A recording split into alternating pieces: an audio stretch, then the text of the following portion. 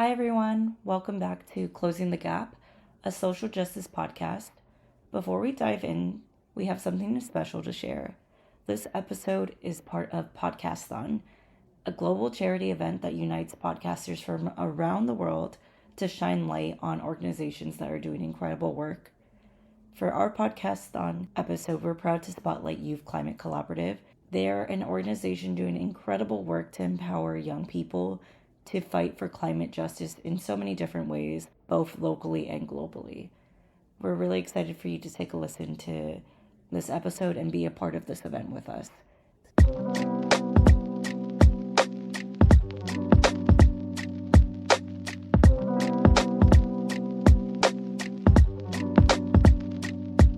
Hi, everyone. So glad to be back with you with Closing the Gap.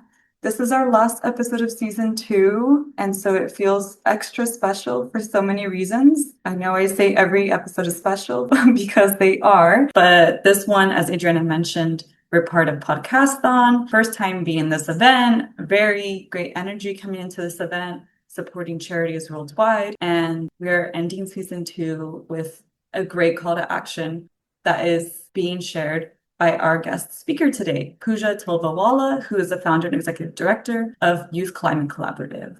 I'm so excited to have her here today. I've been following her for years through LinkedIn and Instagram and seeing her great work all around the world, bringing people together, inspiring them to take action together, and also creating ways for people to share their thoughts and concerns and not feel like they always have to be like the perfect activist, not always feeling like, oh, we have to do the work, but also creating spaces where people can just let go, be human. And she'll talk more about that. So thank you so much, Pooja, for being with us today. Let's just get into it. Thanks so much. I'm looking forward to our conversation as well. Awesome. I think where we can kick it off is just first acknowledging how impactful your community building has been, because it's both on a local and a global scale. It's such a big part of your work. And we wanted to start off by asking, what does community building look like for you? I know it's really important to a lot of social causes. So if you can elaborate a little bit there on how it works for you. I think one of the most important things when trying to take action or even when moving to a new place is having community. And what that means is it's really a feeling of a sense of a belonging in a place with a group. And we want to cultivate that feeling for people so that when they're entering the climate movement or deciding whether to stay in the climate movement, if it's the right place for them, they feel that they have that sense of home and are encouraged to stay. I completely agree with that. It can be a little daunting at times with the amount of issues. I mean, just alone in the climate space. And I know we've discussed this before actually on our podcast, where a lot of these issues do intersect. But for one person to deal and kind of, unravel a journey of what it takes to combat all of these issues, it's a lot to do alone. It's not definitely something where we need to lean on each other in order to successfully build up a strategy to go against that. So I completely agree with you there. Yeah, I feel like one of the innate needs of humans is to feel like we belong. Like it's something that we, as soon as we're born, we're like, where's our guardian? Like, I need someone right away, right? Or else we can't survive.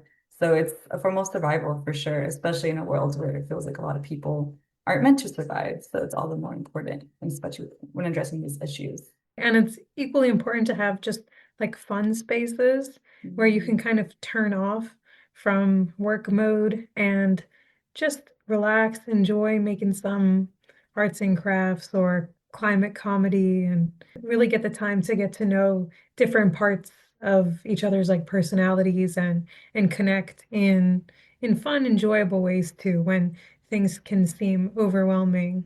Seems like a huge part of the Youth Climate Collaborative is making sure that not only everyone feels welcome, but they feel joy in the movement. And we've been talking a lot about that recently, about what it means to have hope, have joy. But I like that you brought in also fun. I feel like we actually haven't talked about that a lot. So that's also a good part about having that well-rounded movement attitude. I feel like it's also especially important with youth because at least as I've gotten older, I understand that I had to sometimes be more serious in spaces. But when you're young, you want to lean into the fun and want to lean into the joy. So just thinking about youth specifically and how you focus on youth through Youth Climate Collaborative, how does it all come together, I guess? Like, how do you, behind the scenes, build this programming and then have in mind that, okay, this is for youth. How do we increase access with, while you're saying, making sure that there's still fun in the movement? Because you can increase access for youth, but if they don't want to show up because it's not enjoyable, then it's kind of like, well,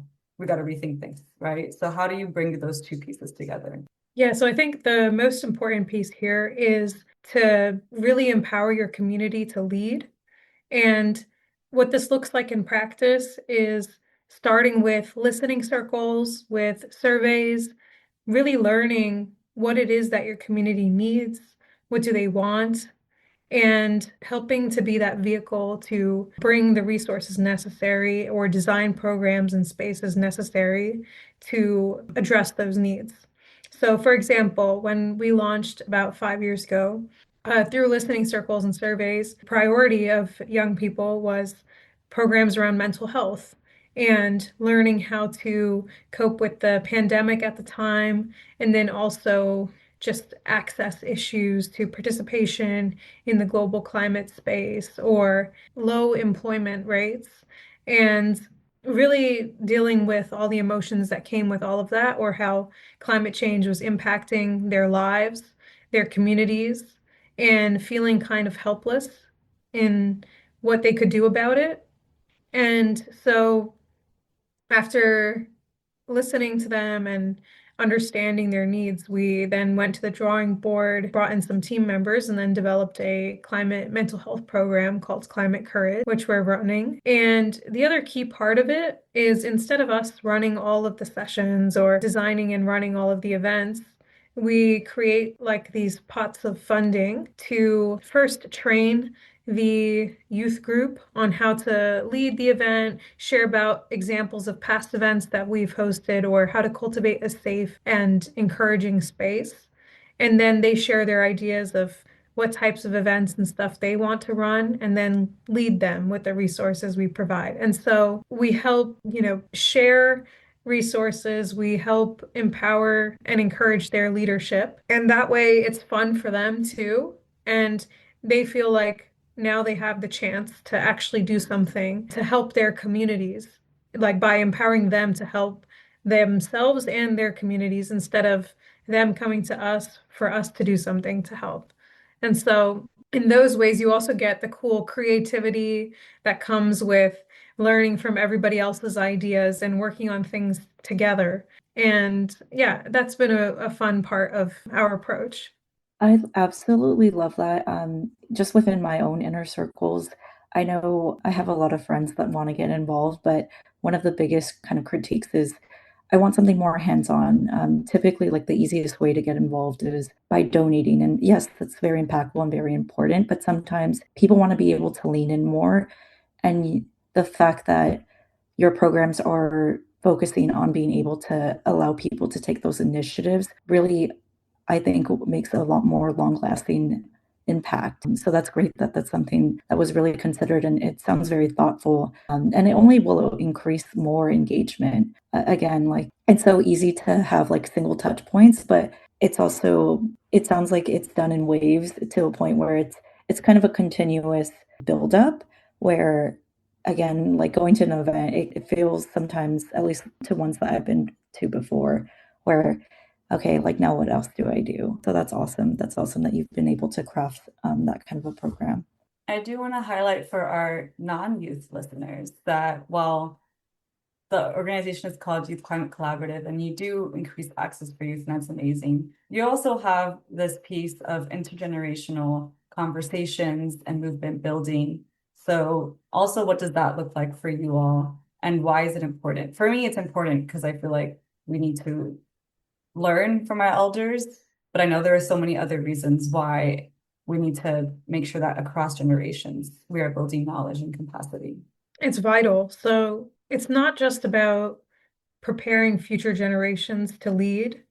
It's about building a social fabric where we can all trust each other and really learn to work together. By encouraging generations to work together, you have to really learn how to communicate with each other. You have to learn to problem solve together. You have to figure out where each other's strengths and weaknesses lie and figure out a path forward that's peaceful and that really sets an example for others that this can be done successfully and is not something that should be stigmatized or that, it's a good opportunity to show that we don't have to operate in silos and we can, in fact, work together very well and that it leads to better outcomes overall. And so, what our programs look like around this, we're doing research around intergenerational governance models. So, real life examples where there are young people and older people working together, sharing fiscal responsibility, sharing, decision-making power across strategy, budget, and plans and priorities for the year for different organizations and even in private sector with, for example, EY shadow board with young people. And so we really want to highlight the successful models of intergenerational governance and encourage others who are not adopting these models to do so. And then we also run youth and funder roundtables called Big Questions, Big Bets. And so during the big questions round, and these can be uncomfortable, there are some points where there are some questions that are a bit uncomfortable, but it's important to have these conversations in an open and honest way so that we can understand each other and build these bridges across age divides.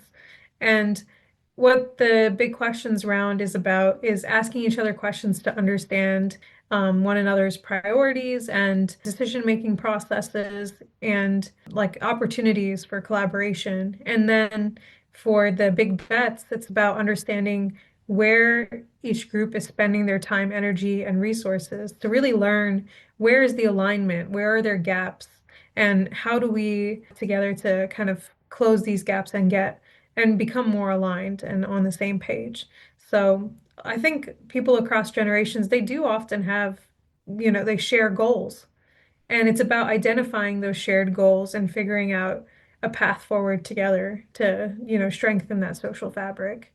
I love that. Actually, as you were talking, I just had a thought that I've never really thought about before. But we think about intergenerational as the way I just said before, like we're learning from elders.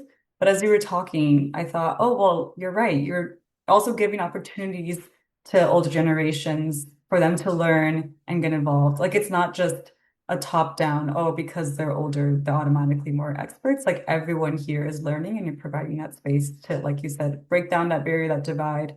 Let's just all come together on the same level. So thank you for that. Thank you for just that work. That's very important, like you said. But if I could also add on to that, I love that you also pointed out how, because we don't have sometimes between the generations, we don't have this dialogue enough. It feels at times that we want separate things, when in actuality, who doesn't want clean access to water, a growing community, one that you can thrive in? And I think that's one thing that is super important that we need to realize. And it's important, it really becomes more apparent when we're all together, is that we all want the same things. So I appreciate you also calling that out. Going on, and I know you already did touch upon a little bit of your programming. I thought it was really interesting. I know another initiative that your organization has is currently, I believe, you've started an AI program. Just wanted to ask a little bit more about that and just in general, what other programs you have up and coming. And it sounds like you really lean on what the community is asking for. Do you have any other sources of how you determine what programming you decide to lead your efforts into? Yeah, so for AI, we actually were developing an AI literacy program, but then we saw that so many organizations were already creating materials and resources around it. So instead of developing a program, we're now just going to create a directory of existing resources. So oftentimes it's like, sure, there might be a need, but then you wait a little and somebody else has already done it and you don't have to do it. So you can move on to the other things that you want to do or that are needs, right? And so we're actually not doing that anymore, and instead just doing a directory. And then we do, however, have an app called Jaali, which we're super excited about. This one is AI powered, not generative AI, but algorithms and other regular AI. And our purpose with this app is to make the invisible visible. So like global majority initiatives and even innovators in countries where that are often overlooked for funding or smaller emerging projects that are not as visible. This app is going to be this, and it's actually available to use if you want to just check it out, play around with it. Right now, we're just looking for testers to contribute to it and play around with it and give us feedback. And we're actually launching a global mappers program for it. So we're going to have youth from each country helping map different climate initiatives going on in their countries. But basically, you'll have a global map and you can zoom into where you live or other parts of the world and find out what initiatives are taking place there and how to get involved. And it will also be a tool for finding resources, opportunities, knowledge, and funding to advance your work. Funders can use it to find projects as well. So we're really hoping that it's a useful tool for the community. And, we want to keep playing around with it and encourage others to use it so we can build it together. And other projects that we have, let's see, I'm always forgetting half the things we do, which is probably not the best thing, but we have this other project that I'm excited about called the Creators Commons. And what this is an open source library. Yeah, we mostly do listening circles. We do community calls with our hubs in Kenya, India, UK, US to really identify country specific needs and global community calls for the wider community. And then surveys as well. So we did a survey of like 276 youth around the world around the storytelling program we have, and which led us to want to create the Creators Commons, which is an open source library of scripts, videos, and social media toolkits and graphics so that anyone can become a content creator and leverage their mic, their platform to advocate for various issues using this fact-checked open source resources. That's so awesome. We'll definitely be linking all of these resources in our show notes. I'm excited to take a look at all of this. It just sounds incredible. And I can't even imagine what's sounds like the best part is like it's only going to continue to improve and continue advancing. So that's yeah, such a great resource. I do want to highlight a few things because it's a lot, but I see it in the themes. So one, it's a lot. That's amazing. We are getting the work done. And two, the themes that I'm seeing are one, you're not really worried about being the next big nonprofit or like being whatever, the most famous. Like you're worried about what needs to get done, what our community needs, and how can we make that happen effectively and make everyone a leader. And I feel like we really need that, not only in the nonprofit sector, but in general. There's this weird, I don't know how to put it, but like almost reputation that content creator activists have that you can kind of tell if someone's just performing activism to get like those likes, to get that recognition, or if they actually care about the work.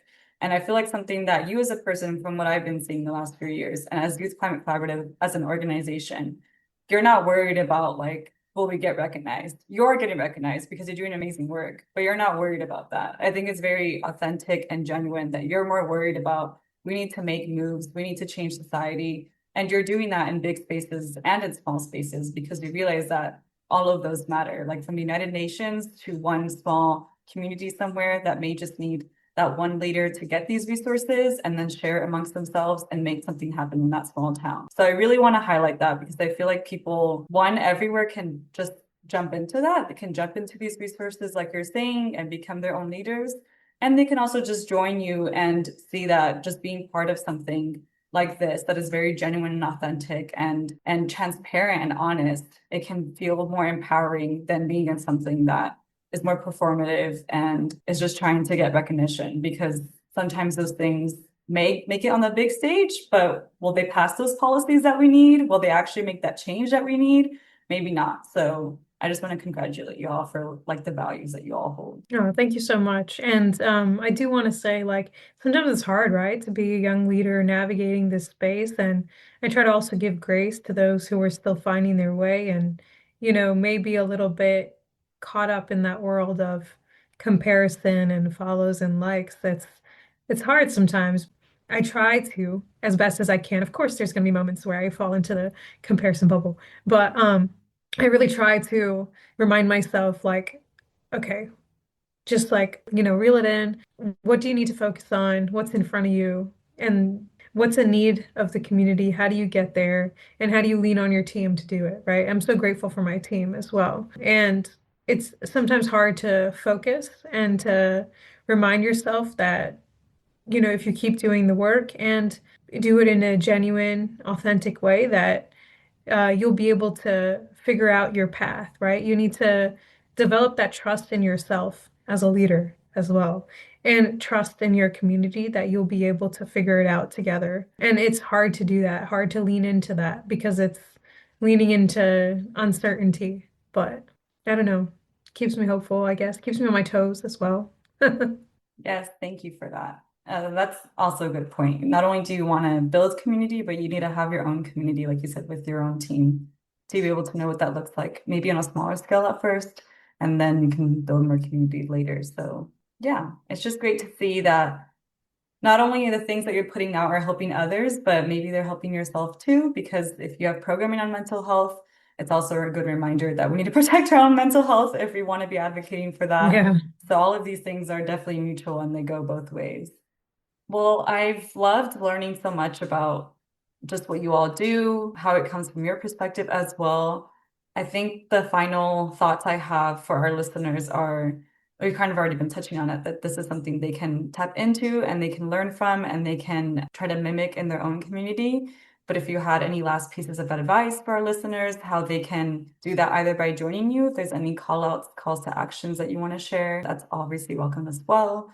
And maybe just what does work means to you? You're obviously very passionate and dedicated about it. So I think it'd also be nice to know what this means for you, what climate justice means for you, or anything that you feel like can inspire people to get started today. Yeah, I would say for the first question, I would encourage everybody listening and to join our WhatsApp groups where they're broken down by world region, and also our 4 hubs in Kenya, India, UK, US, where we do in-person programming. And we have regular community calls where they get to meet others and share their voice and opinions. And we regularly share in the WhatsApp groups and on our Substack and socials, all the different opportunities there are to get involved. So that would be the call to action. And they can do that at our website. And then for the second question, I guess the one piece of advice is to kind of learn to drown out the noise. There's so much noise in this movement. It can be so difficult to kind of stay focused and to not lose sight of what it is that does drive you and motivate you. And I really try my best to do that by just focusing on what's in front of me and, our team and our goals, and also just personal life as well, like making time for friends and family and not losing sight of that because that's so important. And the other thing is that no action is too small. Really, like just get started and learn as you go. Like I didn't know what I was doing day one. I still am learning what it's like to now manage, an organization with 12 part-time folks. And there's new things you're going to be learning constantly. And you just got to trust that you'll try your best and that you'll seek help when you need it. And, to not be afraid to lean on others in your community for help too. It's even a good reminder for myself too. I think sometimes we can all take that advice, especially with not getting too caught up in everything, and just you well said, not losing sight of like the point of everything. So thank you so much for your work. Thank you for all of the good reminders and these call outs. If you're not feeling inspired by all of the work Pooja is doing, I'd be surprised. Thank you both. Thank you again.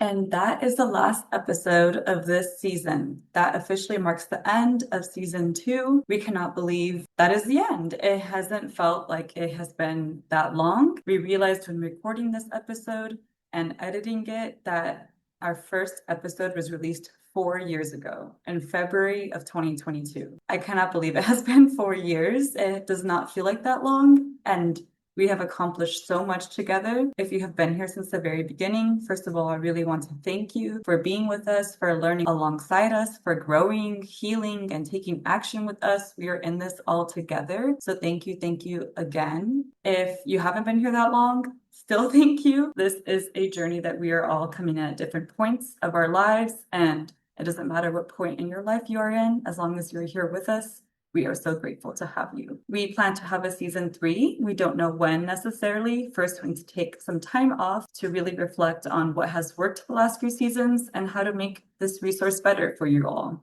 If you have any suggestions or feedback on the last 2 seasons, please let us know, either by DMing us on Instagram at Closing the Gap Pod, or on TikTok at Closing the Gap Pod, or you can reach out to us via email at closingthegappod@gmail.com.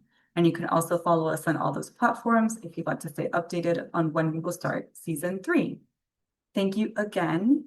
And my last request before we come back with season 3 is, if you have liked any of these episodes, please rate and review us on especially Apple Podcasts, because that just boosts the podcast for other people to find us, but really on any platform that you are on. And if that doesn't work for you, you can also share any of these episodes with your friends and family. Let's just spread the message that Pooja and our other great guests are sharing with the world, so that we can inspire more people to join this incredible community that we have built together and to create more change together. Let's increase this impact.